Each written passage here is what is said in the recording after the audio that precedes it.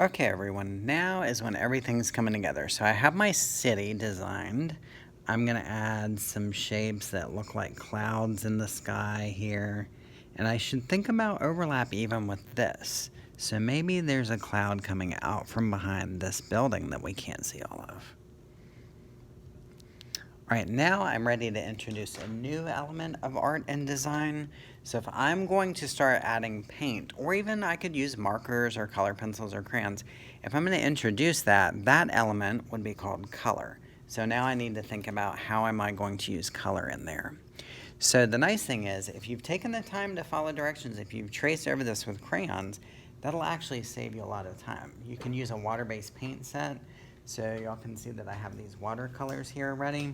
So what I'm going to do is I'm going to clean out my brush. So I'm going to tap it out. So y'all hear me sort of stirring in the water nearby. And I'm running it over the edge of the bucket 2 times. I want to leave water in there. Custodian, please call the front office. Custodian, please call the front office.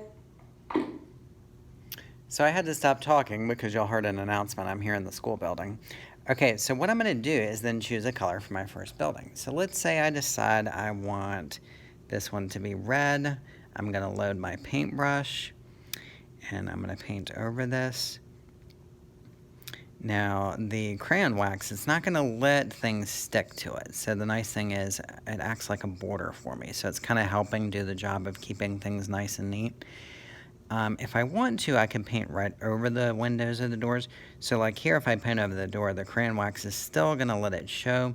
But maybe I want my windows to be a different color. So I need to take the time to be careful and go around them.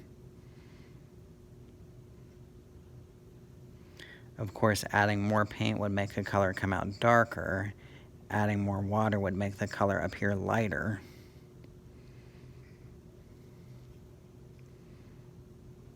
So I'm going to think something that would really show up against that red.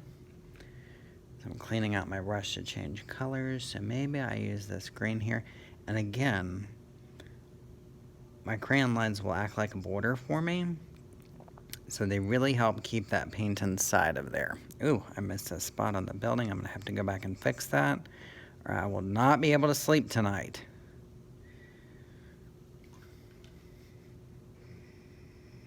There we go. Now, what you want to do is you want to sort of make sure that your artwork is going to be all tied together, that it makes sense together.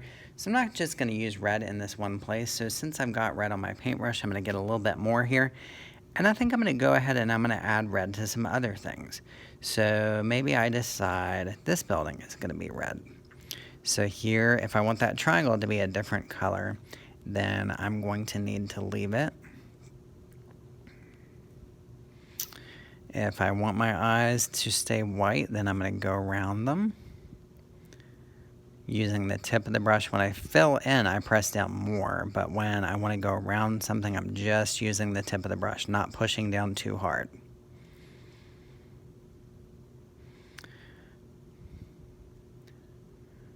So I think I'm going to leave these skinny, long windows white and then go back and add a different color to them. So I'm going to use red here on this building, and then I might decide I'm going to use red somewhere else. So before I change colors, I'm going to go ahead and put red in all the places I plan on using it.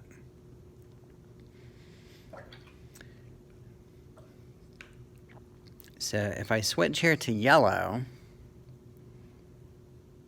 kind of the same idea. Maybe this isn't going to be the only place I use yellow. So maybe this is going to be yellow. And this building is going to be mostly yellow. So I'm going to continue painting my city, filling in the colors. If I want to change a color, then I need to plan on going around those shapes. But the crayon wax will let me actually paint right over it. So you guys will continue working on yours.